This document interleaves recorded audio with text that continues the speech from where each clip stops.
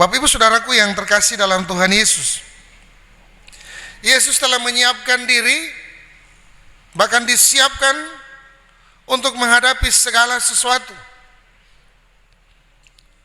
sampai dengan menghadapi pencobaan di padang gurun. Pencobaan yang pertama, pencobaan yang kedua, bahkan pencobaan yang ketiga. Secara singkat dapat kita lihat bahwa Yesus tidak menyampaikan pembelaan dirinya menurut pikirannya. Kalau kita baca, Yesus punya jawaban apa Bapak Ibu? Ketika iblis bilang, ubahlah batu menjadi roti, Tuhan Yesus bilang apa? Manusia hidup bukan dari roti saja, tapi ada tertulis. Ketika Tuhan Yesus dicobai untuk yang kedua kali, segala kuasa serta kemuliaan akan kuberikan kepadamu. Apa jawab Yesus? Yesus menjawab, ada tertulis, engkau harus menyembah Tuhan Allahmu. Sampai dengan pencobaan yang ketiga, apa jawaban Tuhan Yesus? Ada firman, jangan engkau mencobai Tuhan Allahmu. Bapak Ibu Saudaraku yang terkasih dalam Tuhan kita Yesus Kristus, Yesus mau menunjukkan bagi kehidupan Bapak Ibu Saudara dan saya dalam bacaan kita di saat ini, bahwa untuk menghadapi segala pencobaan Yesus tidak mengandalkan kekuatan kemampuannya, kehebatannya, tapi Yesus menggunakan apa yang Allah firmankan. Allah berfirman, ada tertulis. Bapak dan Ibu Saudaraku yang terkasih dalam Tuhan Yesus, apa artinya? Artinya bagi kita saudara dan saya dalam menghadapi segala pencobaan, dalam menghadapi segala macam pergumulan kehidupan, jangan kita mengandalkan manusia. Jangan kita mengandalkan kekuatan kita. Jangan kita mengandalkan kehebatan kita, pangkat kita, kedudukan kita, jabatan kita. Tapi Yesus mau mengajar kehidupan Bapak Ibu Saudara dan saya untuk tunduk dan taat kepada otoritas Tuhan Allah. Bapak dan Ibu Saudaraku yang terkasih dalam Tuhan kita Yesus Kristus, pencobaan melawan iblis dapat kita bandingkan juga dengan waktu Adam dan Hawa yang berada di Taman Eden, serba hidup dalam kelimpahan dengan segala yang disediakan Tuhan Allah.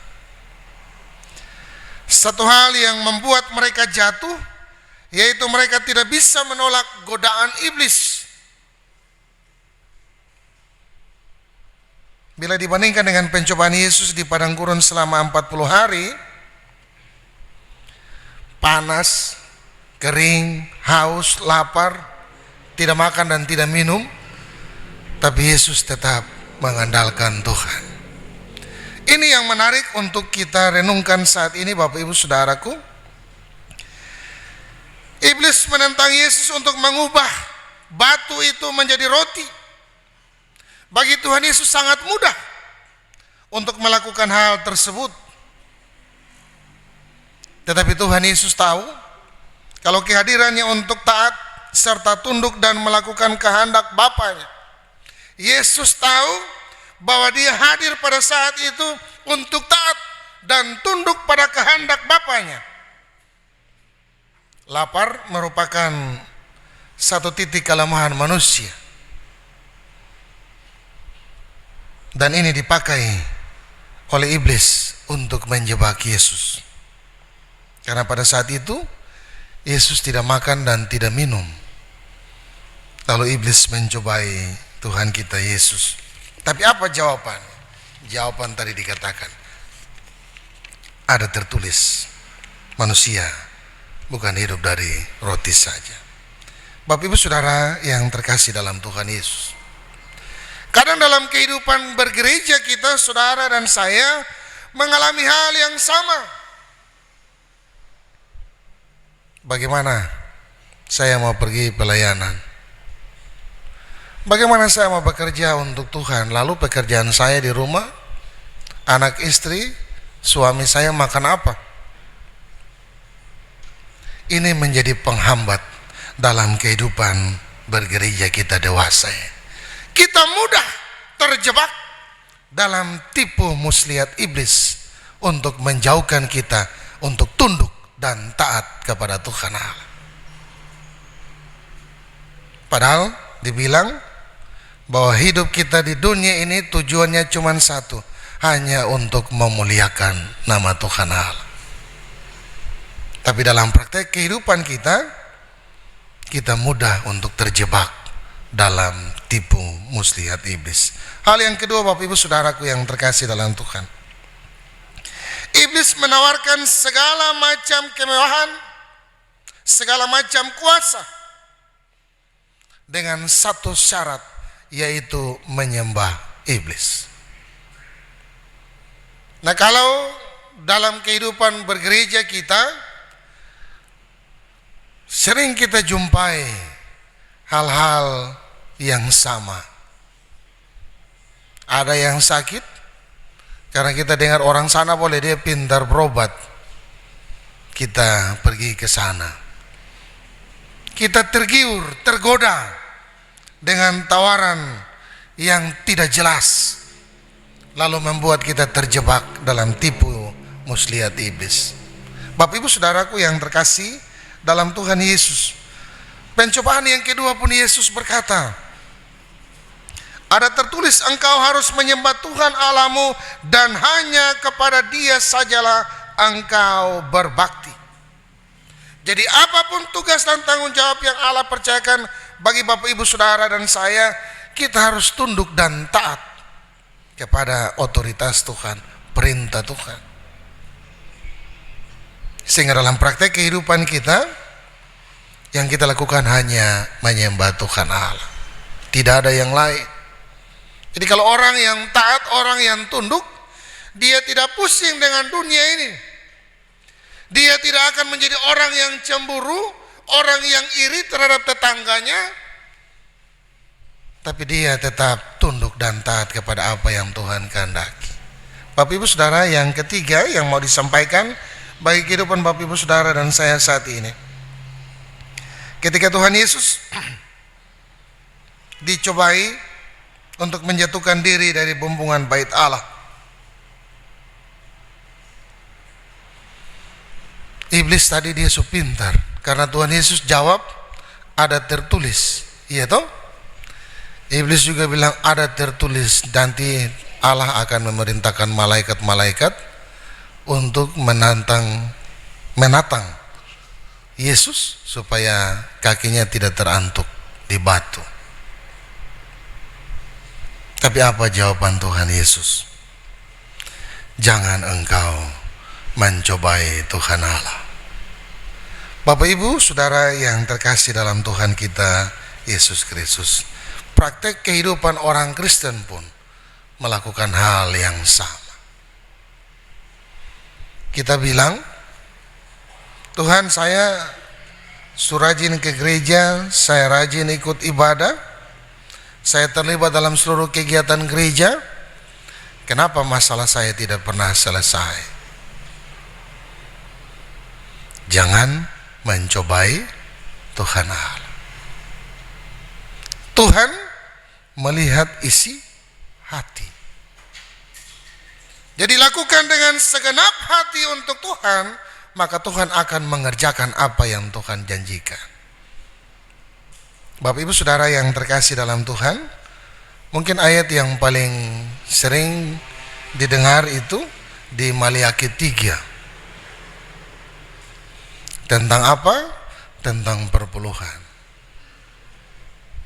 Bawalah persembahan persepuluhan ke rumah perbendarahan, supaya ada persediaan makanan di rumahku. Dan ujilah aku, apakah aku tidak membuka tingkap langit dan mencurahkan berkat sampai berkelimpahan.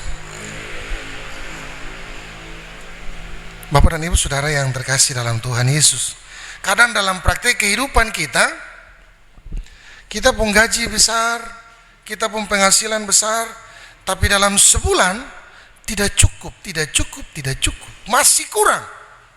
Kenapa? Karena kita tidak memberikan dengan sepenuh hati untuk Tuhan. Makanya sering saya bilang di gereja itu banyak perampok. Apa yang menjadi milik Tuhan kita rampok. Apa yang menjadi milik Tuhan kita ambil. Tuhan nanti dulu saya pakai dulu. Kita lupa bahwa ketika kita memberikan apa yang menjadi bagian Tuhan, Tuhan bilang apa? Ujilah aku. Yang penting kita laksanakan dulu apa yang Tuhan mau, apa yang Tuhan kehendaki. Maka semua yang menjadi kebutuhan kehidupan kita, Tuhan akan cukupkan itu bagi kita. Bapak Ibu Saudaraku yang terkasih dalam Tuhan kita Yesus, ini juga yang sering kita dicobai. Kita dicobai dalam kehidupan kita supaya kita jauh dari kehendak Tuhan, jauh dari taat dan tunduk. Sehingga apa yang terjadi? Hidup kita selalu ada dalam kekurangan dan masalah. Bapak dan Ibu Saudara yang terkasih dalam Tuhan kita Yesus Kristus. Nah, bagaimana supaya saudara dan saya kita bisa menang melawan pencobaan-pencobaan yang datang dari iblis? Cara yang terbaik adalah harus mendekatkan diri pada Tuhan Yesus. Cara yang berikut adalah tinggal dalam kebenaran firman-Nya. Pertanyaan bagi kita, satu hari di rumah kita membaca Alkitab berapa kali? Ada yang sudah baca Alkitab 1 tahun, seluruh Alkitab?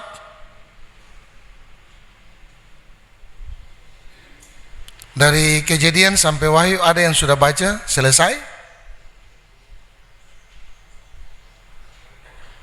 Atau saya tanya, hari Sabtu kemarin materi yang diturunkan oleh majelis jemaat bacaannya di mana?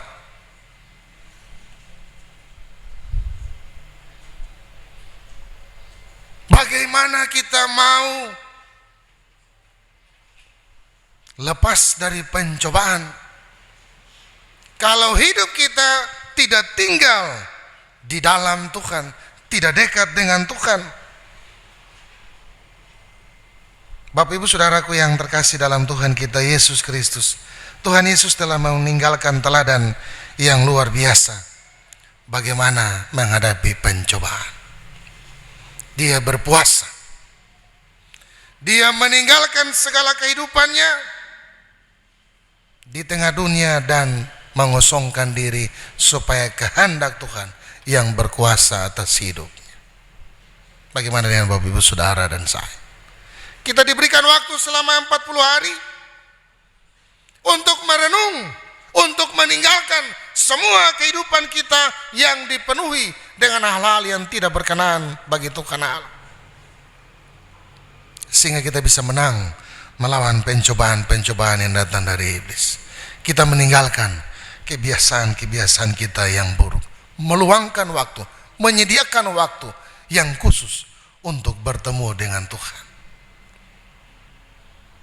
Bapak dan Ibu Saudara yang terkasih dalam Tuhan kita Yesus, ada banyak pencobaan yang akan menjatuhkan hidup saudara dan saya karena kedagingan manusia kita yang lemah. Menghadapi kondisi seperti ini, kita tidak boleh goyah dengan tetap meyakini bahwa jika Allah tidak akan membiarkan hidup dicobai melebihi kekuatan kita.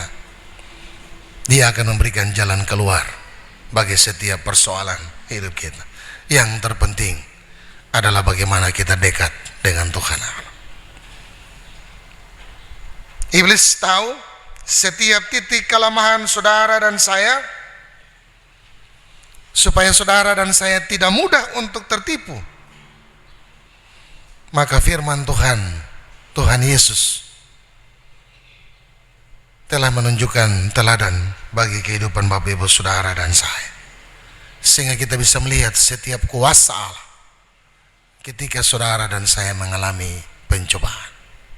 Sama seperti Tuhan Yesus, kita tunduk dan taat kepada apa yang Tuhan kehendaki, maka kita akan melihat perbuatan Tuhan yang luar biasa bagi saudara dan saya. Selamat menghayati Minggu Sengsara Tuhan kita Yesus Kristus yang kedua. Tuhan memberkati dengan firman-Nya. Amin.